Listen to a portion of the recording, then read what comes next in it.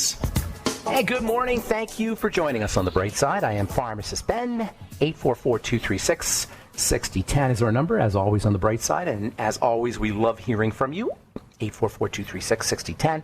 If you have a comment or success story you'd like to share, questions about health, nutrition, prescription drugs, if you want to wean yourself off your meds and get on a good nutritional supplement program, we can help you do that. 844-236-6010 is our number. We've got Dr. Gayani Dasilva coming up at the bottom of the hour in our third segment. She is a child psychiatrist, I should say. And we're going to talk about re-entry anxiety and ways that you can, help your kids, your teenagers especially, deal with all the stuff that's going on in the world today, and also how we can deal with it ourselves, how we can learn to be patient and kind with ourselves, be creative, control ourselves, control our anxiety, angst. I have personally been fascinated with the concept of anxiety or angst. I call it angst because it's more than anxiety. Just feeling crappy. We live our lives with this baseline level of angst. If you are still for just a couple of moments, and by the way, this is why people can't stand still or can't stay still. Blaise Pascal, the famous philosopher and mathematician, said all of man's problems could be resolved if we could learn to sit still in a room for 30 minutes. Paraphrasing. The idea is we can't sit still, we can't stand still because we have this baseline level of angst that we all live with. Thoreau said the average man lives his life in quiet desperation. Again, paraphrasing, quiet desperation. That's this baseline angst that we all feel, this baseline anxiety that we all feel. It's compounded by nutritional deficiencies.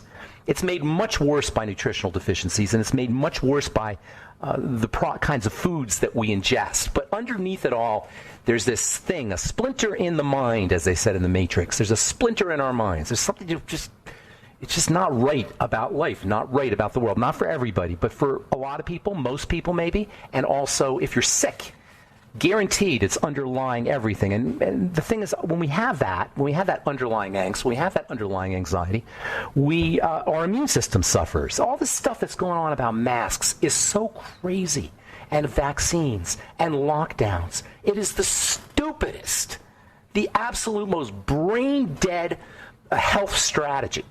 If you hear a medical professional promoting these kinds of things without telling you about vitamin C, without telling you about relaxation and meditation and exercise, then you know you've got a dimwit, or you have, if it's a government, we'll just say dimwits.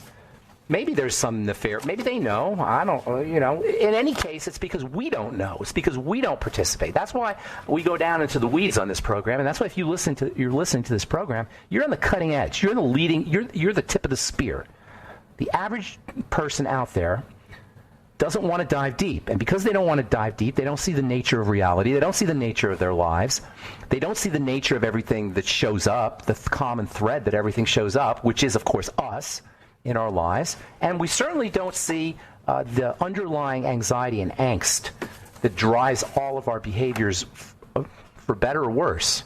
Drives some good behaviors, the underlying angst, maybe you could say, exercise and success and contribution. That's a lot of times driven by angst and anxiety too. But the dysfunctional aspect of the underlying angst and anxiety we feel is responsible for all of our misery. All of it. Health misery, psychological misery, all of it. And learning how to deal with that stuff, first of all, understanding what it is, understanding that it's there, and then learning how to deal with it is job number one if you want to have a good life. It's not just nutritional supplementation. The Bright Side is not a one-trick pony about nutritional supplementation. There's a lot of nutrition shows out there where they do nutritional supplementation. That's all they talk about. That's not what this is about. This is about having a great life. This is about being powerful in your life. That's why we talk about meditation and near-death experiences, bioelectricity, which I'm going to talk about here today. So anyway, Dr. Gayani Dasilva will be on, and at the bottom of the hour, we'll get your calls in our next segment, 844-236-6010. If you want to purchase longevity products, go to brightsideben.com, pharmacistben.com, or criticalhealthnews.com. And if you want to sign up to join the Brightside Ben team and start a home-based business, you can go to the websites brightsideben.com, pharmacistben.com, and criticalhealthnews.com as well, and click on the Join the Team link, or you can call 866-735-2470, 866-735-2470. So we had Steven Sinatra on yesterday. I hope you guys liked him. I'm a big fan, as I probably came across as a fanboy, which I am, of Stephen Sinatra. He was one of the early guys. I knew about metabolic medicine in pharmacy school. We learned about it, but we didn't really hit it really hard. The idea that all disease is metabolic, all disease is biochemical. When you hear metabolic, it just means biochemistry. All disease is in the biochemistry. That's why I always say, don't go to a doctor, go to a biochemist. Doctors, and by the way, I'm not ripping on doctors. Doctors are very good people, by and large. All professions have their bad eggs, but for the most part, physicians are good people. They got into the business because they want to help. It's the paradigm, it's the model, the medical model that does not serve us. So anyways, Dr. Sinatra, MD, case in point, a guy who really understands the body, he was diving into this idea of metabolic medicine, the biochemistry of the biochemical basis of disease and the biochemical basis of healing in the early 2000s, and even before in his practice, but I started reading him in the early 2000s. And that's where I got the idea, really, that there is this mitochondrial aspect, this energy aspect. When you hear mitochondria, think energy. Everything is about energy. That's what metabolism really is. It's about energy, how the body produces energy. Chemistry, but it's all about energy. Energy, energy, energy. And the most fundamental way energy shows up is as electricity. Bioelectricity is the fundamental energy in the body. Bioelectricity. And when people said that, historically, they ended up getting crucified. Not literally, but figuratively, like Royal Rife and Tesla, who died under mysterious causes because they had the nerve to say that the universe is fundamentally electrical, and then they said that we have access to it. That didn't go over too well with the powers that be. But the fact of the matter is, if we're sick electrically. This is why we're talking about fat so much. The fatty part of the body, the fatty membrane specifically, is where energy is turned into chemistry. Energy is transduced. Electrical energy is transduced. That's a fancy way of saying changed. Electrical energy is changed into chemical energy at the level of the fats. When the fats are messed up, that doesn't happen. The electricity doesn't get converted to the chemistry as it should when the fats are messed up. By the way, that's especially true about the immune system. So if anybody's telling you to wear a mask and not to eat the French fries, well, they need to go back to school, biochemistry school. They need to start studying biochemistry. It's about the French fries. It's not about the masks when it comes to the immune system. All right, 844-236-6010 is our number. I am Pharmacist Ben. You're listening to The Bright Side. We will return right after this.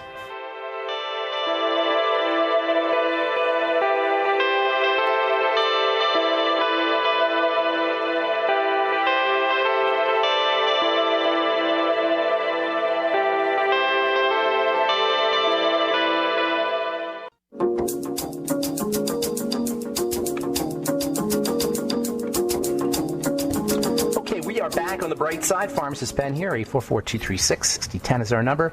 Longevity products can be purchased at brightsideben.com, pharmacistben.com, or criticalhealthnews.com, and our Truth Skin Health products at truthtreatments.com, and our 1,000 plus 4- and 5-star reviews at truthreviewed.com. All right, Dr. Gayani Dasilva, bottom of the hour, we're going to talk about re-entry anxiety. Yes, the country reopens, shuts down, and reopens, shuts down, reopens and shuts down, and once again, reopens. A great deal of uncertainty and resultant stress increases in most people. That's that underlying stress. You know what the number one fear is? In fact, it's not the number one fear. It's the only fear. There's lots of fears. I mean, let me back up a second. There's lots of fears. You got fear of crowds. You got fear of public speaking. You got fear of dying. You got fear of relationships. You got fear of work. You got fear of peanut butter getting stuck in the roof of your mouth. I mean, there's all kinds of fears out there. Just Google phobias. There's hundreds of different fears, but there's really only one fear, and that is the fear of change. Underneath all our fears is the fear of change. We human beings are hardwired to avoid uncertainty. We'll do anything to avoid uncertainty, and those in power know that. Those in power understand that because human beings will do anything to avoid uncertainty, if they can assure you with certainty, you'll do anything. You'll give up anything. That's why Benjamin Franklin said, those who, you can't have, paraphrasing here, you can't have liberty and safety together. If you have liberty, you're not going to have safety because liberty is inherently messy. Democracy is inherently messy. Life is inherently messy. Deal. You know, that doesn't mean you shut things down. That doesn't mean you just don't stop everything. I was reading the CNN thing, CNN International Security editor Nick Patton. He says, quote, as 2020 slides into and probably infects 2021, get this now, try to take heart in one discomforting fact. Things are most likely never going back to normal, unquote.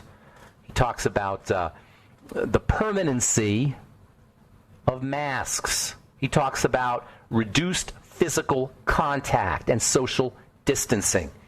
He says they're permanent. Now, I don't know, I'm not saying maybe he does have inside information. I don't know. But that's where things are headed because human beings have to be certain. We're willing to give everything up. There's a mindset. There's a certain personality type that demands certainty. Everybody wants certainty, but there's a certain personality type that demands it.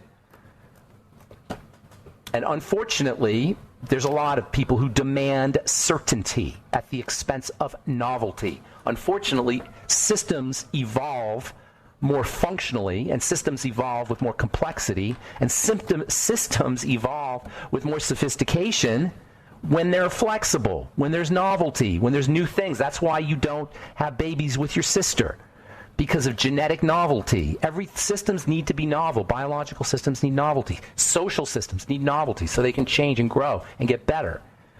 That's the problem with fear of change. Fear of change is good for survival, but it's not good for thrival.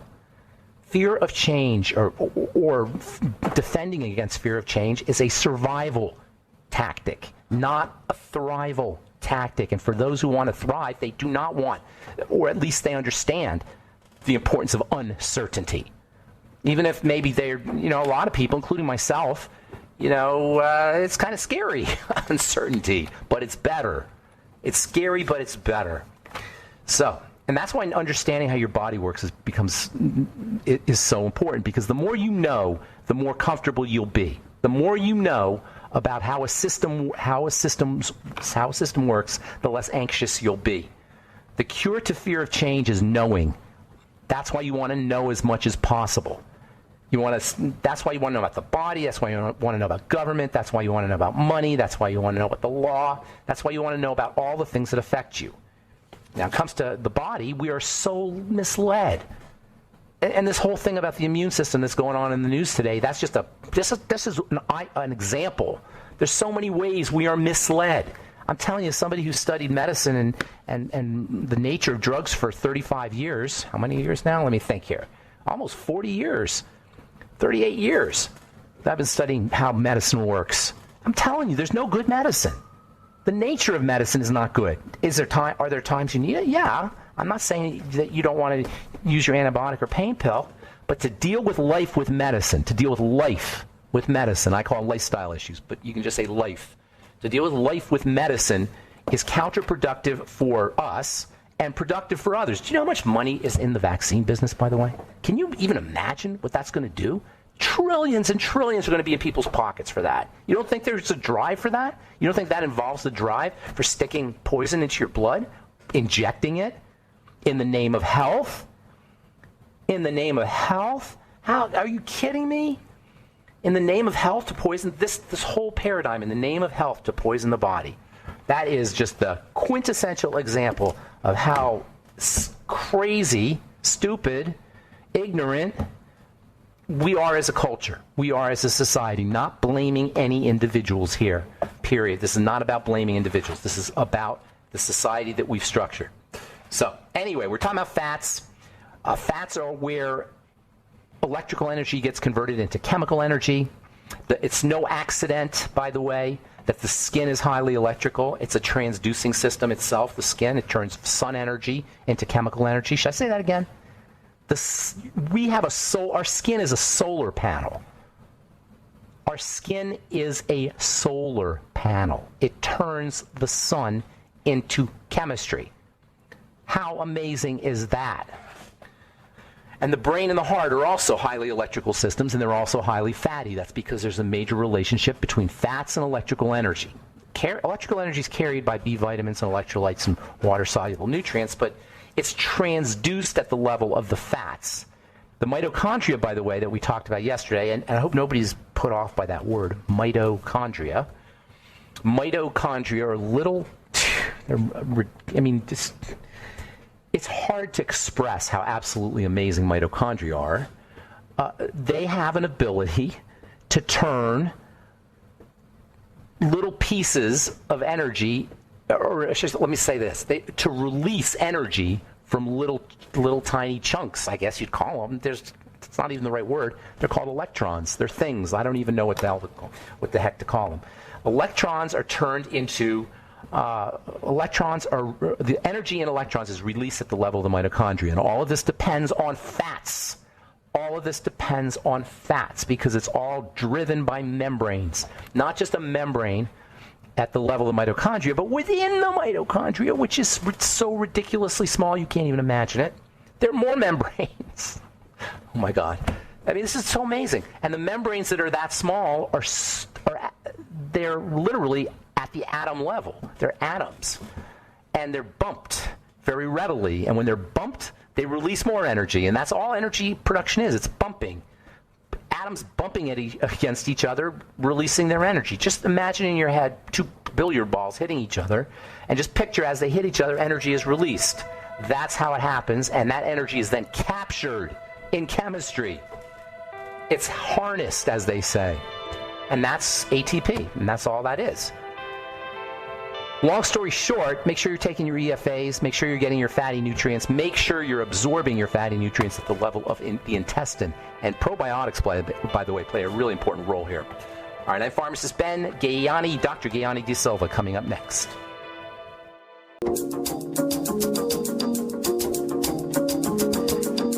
Okay, we are back on the bright side. I'm pharmacist Ben, and we're on the air Monday through Friday, 8 to 9 Pacific, 10 to 11 Central, and 24/7 on the archive pages at brightsideben.com and benfuchsarchives.com.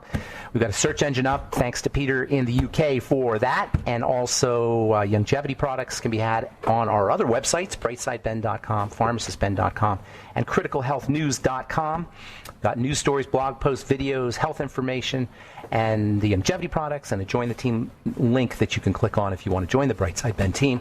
And then make sure you take a look at our True Skin Health products at truthtreatments.com, all formulated by moi in my compounding pharmacy for wound healing, for healing, for preventing post-surgical scarring, for acne and eczema and serious skin issues. It turns out, folks, when you heal wounds, you beautify the skin. The same mechanisms that heal a wound beautify the skin, and our Truth Treatments are all formerly prescription products repurposed for over-the-counter use. You can find out all about them at truthtreatments.com. Never any preservatives, fragrances, fillers, waxes, emulsifiers, water, silicone, vegetable oil, nothing your skin doesn't need or doesn't want in any of our Truth Skin Health products. Thus, our 1,000 plus 4- and 5-star reviews at truthreviewed.com. Okay, I am looking forward to speaking to our guest. She's going to talk to us about re-entry anxiety. We're all living our lives with this underlying level of angst. And that's not just true about today, but today it seems to be amplified, this underlying level of angst, by just shamelessly, without being hidden by news and by government authorities and medical authorities and our social relationships and social media. It's impossible not to go through life with this amplified level of angst. This, as Thoreau said, most men live lives of quiet desperation. I would say most men and women live lives with quiet angst. You don't see it on the outside necessarily, but it's there. So we'll talk about that with Dr. Gayani Dasilva. Please welcome Dr. Dasilva to the bright side. Hey, Doc.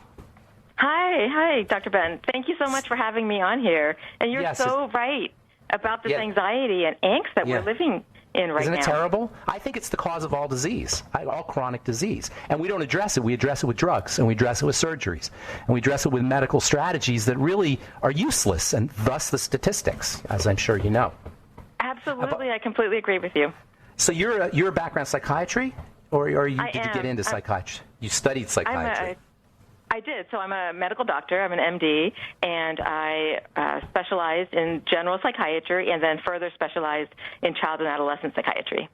Okay, so I definitely want to get into this, our inner child. Like I was telling you earlier, I don't want to just talk about children because we all have an inner child, kind of. And so yes, you talk absolutely. About, right? So just before I get into that, let me ask you this. What do you say to people who say that psychiatry is not a real science or psychiatry is not a real medical practice? It's based, there's vagaries that are associated with it. I'm sure you know what I'm talking about. There's this idea out there. You know what I mean? I do. I know what you mean. But you know what? Psychiatry is so rooted in the brain and in clinical medicine. You cannot separate psychiatry from the rest of medicine. There's absolutely no way that I could be a good psychiatrist if I was not a physician as well. Tell me about that. Tell me how a physician, understanding anatomy and physiology and perhaps even biochemistry, how does that associate? How do you link that to psychiatry, which seems like it's so ephemeral in a way and kind of invisible, or psychological drives? And by the way, what is the difference exactly, aside from the medical difference, between psychology and psychiatry? Those are two. Oh, yeah, great question. Yeah. I get asked that question almost every day from even people in the field.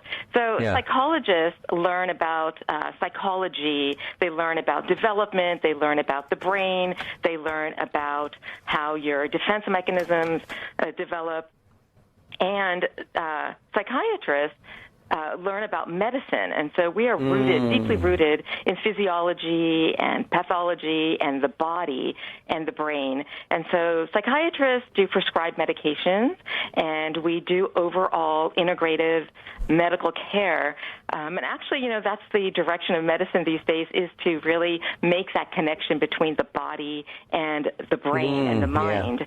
And so we incorporate psychology and medicine, immunology, basic physiology, the heart, the stomach, the lungs, you name it. Oh, wow. It's all included. Gotcha. Would you go so far as to say that psychiatry is the study of the brain and psychology is the study of the mind?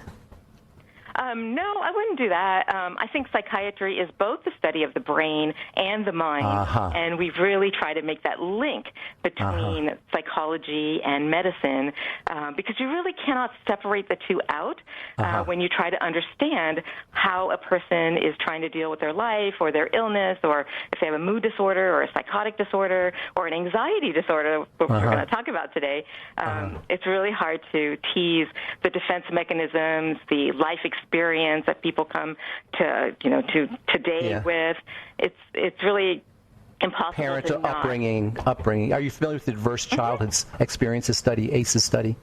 Yes, absolutely. And we've even added more ACEs to this. There's a lot of ACEs now? Yes, including social media as my goodness, being traumatic. Yeah, I know you talk about social media. Listen, there's so much I want to talk to you about. We're going to run out of time here, but I want to get into the idea of anxiety. Is there something special, aside from obviously this whole COVID thing? Is there something special about how we're living our lives in the year 20, aside from the what's going on with COVID? Right. How we're living our lives that exacerbates anxiety, and that also that makes it worse for kids? Absolutely. So today we're living with a lot of change, and any kind of change can create anxiety. And, in 2020, it seems like something changes every day. There's something new to sort of face and deal with, and we keep looking for stability, to come back to normal. It's a normal, very normal drive to want to be back to the way things were, to stability. It's a basic biological drive to want homeostasis. Yeah. However, we can't expect that now. Certainty, yes. Yeah, but you know what? We can't expect that from our external world because things change so fast. And if it's not COVID, it's going to be something else. Historically, there's always been some huge crisis that we have no control over on our day-to-day personal level. Let me just stop you right there, Doc. Do you think there's a decoupling that needs to happen between what's outside and what's inside? Yes, I think that looking for stability, looking for things to stop changing on the outside is a waste of energy and a waste of time. It's never going to happen because things are always going to change around us. Right. But we can look inward and create that peace. Yes.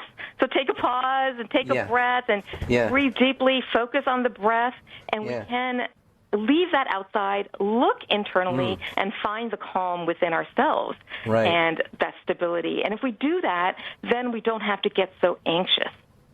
That's beautiful. So we have with us a source of constancy inside. Mm-hmm. And so maybe the idea is that we want to be going inside a little bit more. And doesn't that fit in with what we've been told spiritually and theologically and, nowadays with the whole New Age stuff? Isn't that what everybody's saying? Yes, absolutely. It's about being mindful and being present and connecting with your soul, connecting with the ground, connecting to things that you can have some control over. We don't have any control of our outside, but we do have control of what goes on inside, and we can choose how to feel. We can choose how to manage our anxiety. And you know what? We got to take a break. Hang on to that. I do want to know what. Hang on. You don't sound like an ordinary doctor there, Dr. Gayani. So I'm just saying. Sound like a very unique kind of doctor. So anyway, don't lose that thought, okay? You're going to say, you know what? Okay, so hang on to that thought. We got Dr. Gayani Dasilva on the bright side. We'll be back right after this. Don't go away.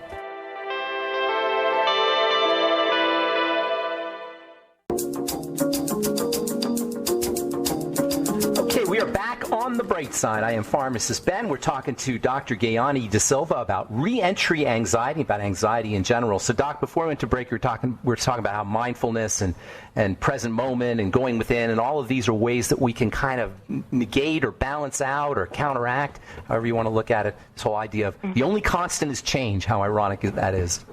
Everything's always changing. But inside you have a locus of control inside.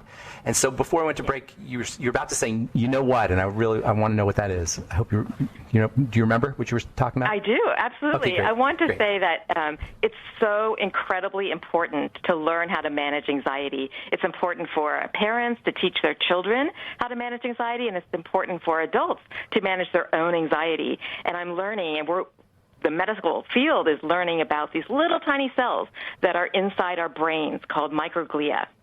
And we're just now learning all about it. And these little tiny cells are like the immune system for the brain. So when we are in a high... Does that have something to do with the lymph? The glymph, as they say? It is, yes. Yes, you're absolutely right. The lymph, actually, they're little tiny lymph like canals in between the brain and the rest of the body. The meninges. The glymph, they call it. That's right. That's exactly right. Yeah. And so the immune system in the body communicates to the brain through the glymph that you're talking about and communicate to this microglia. So when you are in a high anxious state, it's like being in a high adrenaline state. Adrenaline gets pumped out at norepinephrine and epinephrine when you are facing a crisis. Like you get a fight or flight or freeze situation, right? Sympathetic nervous system. Yes, the sympathetic nervous system, the parasympathetic kind of relaxes you. So in this kind of time with the pandemic and all these changes coming at us, so fast, and it's really hard to react to it, it leaves us in this high adrenaline state, which actually stimulates the microglia to start to go a little bit haywire. So the microglia can help with enhancing neural pathways, but it can also prune. So what it will do is start chopping away at neural pathways.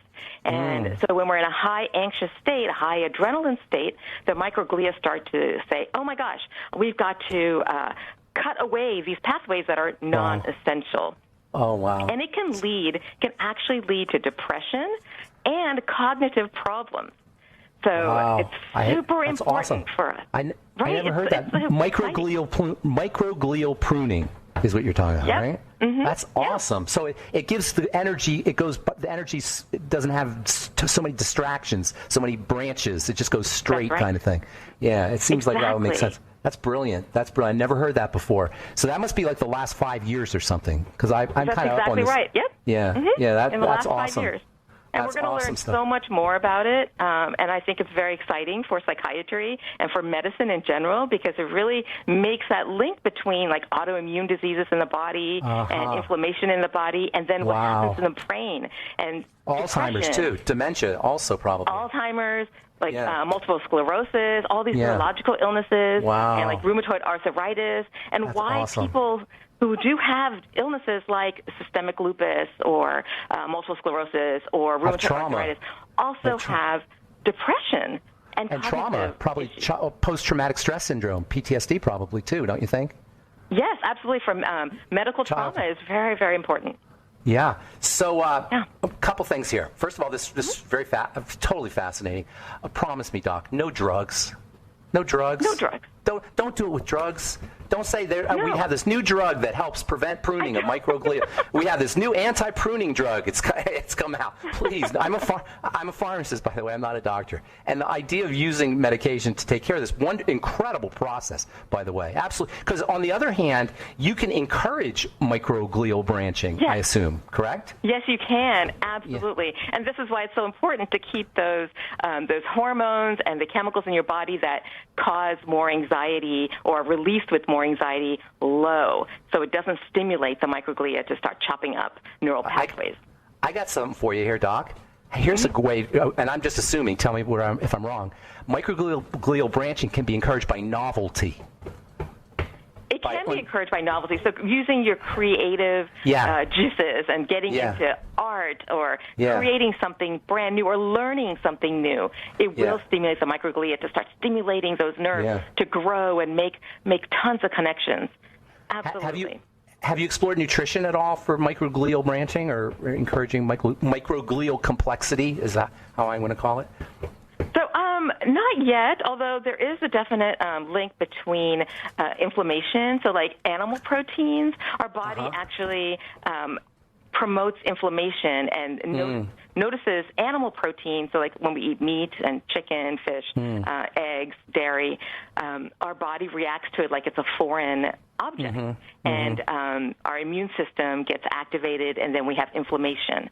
That's a very good point. So proteins, peptides, and such. Any peptide-rich foods can promote an antigenic response or an immune response. Is that what you're thinking? Yes, but it's particularly from animals. So peptides from vegetables, they're not noticed by your body, lectins? By your immune system. How about lectins? Leptins too are not. No, lectins. LEC, not leptin. Lectins. Oh, lectins. I'm not sure. Maybe you could tell me about that. Okay, I think lectins might do it. Lectins are proteinaceous carbohydrate types of things that are found in plants, and they're associated with inflammatory diseases. Nonetheless, your point is very interesting, how food can be pro-inflammatory, and that's interesting because we hear about masks and we hear about vaccinations and we hear about ways to take care of viruses, but we don't hear about McDonald's. We don't hear about French fries. Don't you think? Yes. Right? I agree, wouldn't that be more? I think there is. I think if we learned more about nutrition and how we can use food as medicine or exercise as medicine and how it really does change the chemical nature of our bodies and which influences cells and influences our immune system and influences our brain growth, I think that we could really enhance our longevity and our general wellness and health care. So much I want to talk to you about, but we're just out of time. Somebody's anxious, freaking out, they're watching the news. What are a couple things people can do? Well, first of all, take a deep breath. Don't watch the news. Limit it to just essential data because the news is chock full of trying to make you anxious. To draw you in to watching it more. Oh, God. Yeah. Go do something that's happy filling, something that's creative. Go paint, take an art class, learn something new, talk to your friends, connect with your support system, cultivate that support system. You can take a stance of acceptance instead of reaction. So accept that, I know there's going to be something crazy going on in the news or something terrible, but I'm going to take a deep breath, and I'm going to concentrate on myself, and I'm going to build my resiliency. I'm going to be a rubber band. I'm going to stretch. I'm going to bend. I'm going to move this way, but I'm going to come back to me, and I'm not going to react to everything going around. I'm going to pick and choose the information that I want to take in for myself. And you don't have to take in all the information. You don't have to accept all of that. You can just accept that there's a lot of information out there, some of which you believe, some of which you don't, some of which you like, some of which you don't like, but you don't have to take it all in. And most of all, bottom line, be patient and kind with yourself. Wow. That is going to carry you so far. It's going to help you be patient and kind with each other, and it's going to help you feel calm and secure and stable within yourself. Do you think we're not patient and kind to others because we're not patient and kind to ourselves? Absolutely. We don't know how to be. If you don't know how to be patient, kind, compassionate, forgiving, tolerant, accepting of yourself, of your own flaws, because we all have them, of course, then how can we possibly give that generosity to anybody else? How about meditation? Oh, please meditate. Please meditate, right? Yeah. It is a practice. Yes, Yeah. It practices. Yeah. It helps you learn how to be patient and kind. It helps you learn how to really focus on one thing. It helps you learn to breathe. It helps you learn how to pause. It's practice, practice, practice. Yeah. We cannot It's practice for life. It's practice for life. Yeah. Yeah. And there's so many different ways to meditate. Yeah. You can meditate while jogging. I always thought meditation is like returning to center, kind of going back. It's in the going back. It's not in the being in a trance state or anything. It's in the going back. So you're always having an opportunity to meditate because you're always going away, don't you think? Yes. So you practice and you come back to yourself, and meditation really helps shut off the commentary, which usually leads to a lot of anxiety, right? And so you just observe. So you practice that observing of what's going on around you without needing to comment on it, without needing to take it in. You just let it come into your observation and then go. That's awesome, Doc. That was such a great half hour. Thank you. Default Mode Network. You're familiar with that, I'm sure, the Default Mode Network. Hey, hang on the line, will you, Doc? I want to just say goodbye to you. Thanks so much, Sure, Dr. Gayani Dasilva. And her book, by the way, we didn't get a chance to talk about her book, A Psychiatrist's Guide, Stop Teen Addiction Before It Starts. I'm Pharmacist Ben. Have a wonderful, beautiful, awesome, spectacular day. We'll talk to you later, folks. Bye for now.